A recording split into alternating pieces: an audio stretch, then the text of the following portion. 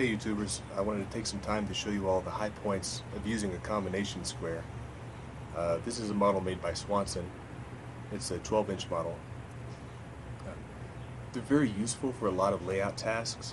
If you have a lot of repeat cuts to make, you can set up the depth that you want, clamp it down, then you know that you have 2 inches every time you go to use your square. I like using them for a number of different tasks around the workshop. I'll show you here close up how I lay out a lot of things with the combination square.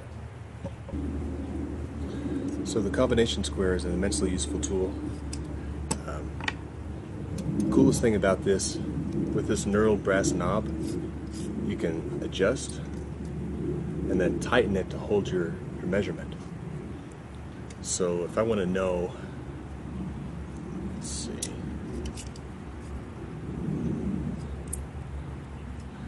so I'm going to take 2 inches because I want to be 2 inches from the edge of this board.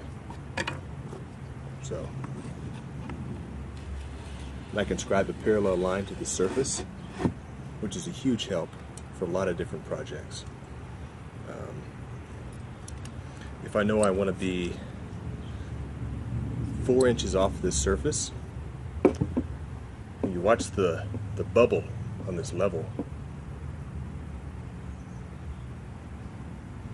then I know that this line is exactly 4 inches off that surface.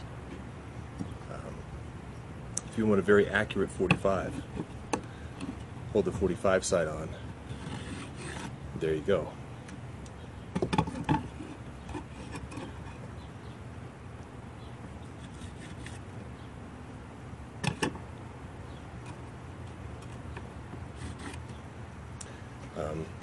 There I just found the midpoint of these lines.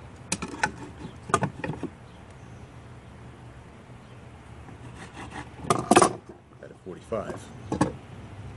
You can use this as sort of a depth kind of finder. So if I want to know exactly what this measurement is, how far it is off the surface, there you go. That's exactly 1 5/8. As you get down to the ends, it gets a little tighter and harder to maneuver. If you get in this position, just pop it, and then you can tighten it again. It has this interesting little compass point in the bottom here.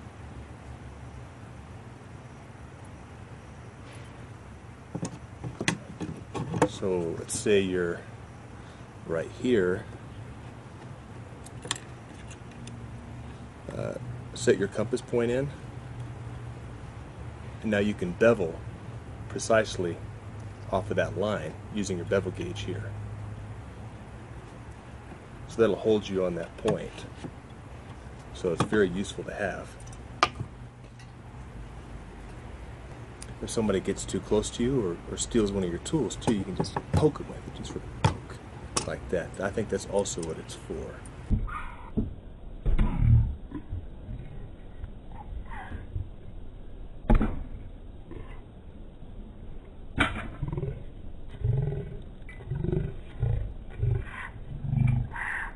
When you're laying out complex angles as well, let's say I have an angle like this, and I have to cut in, a flooring board around it.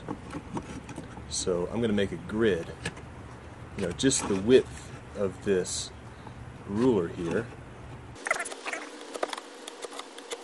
And come in here and let's find how far I'm off of this curve.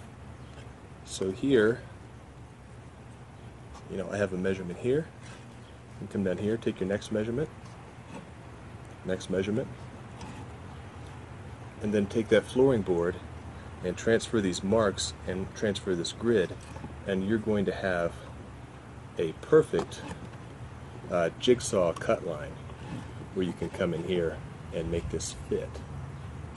So either keep it on the, if you're going left to right, keep on the right edge for your measure, or if you're going left to right, keep on the left edge of your measure. doesn't really matter as long as it's consistent. So you also have metric on here, which I think is kind of handy. And these do come apart, so you can just kind of flip-flop it around.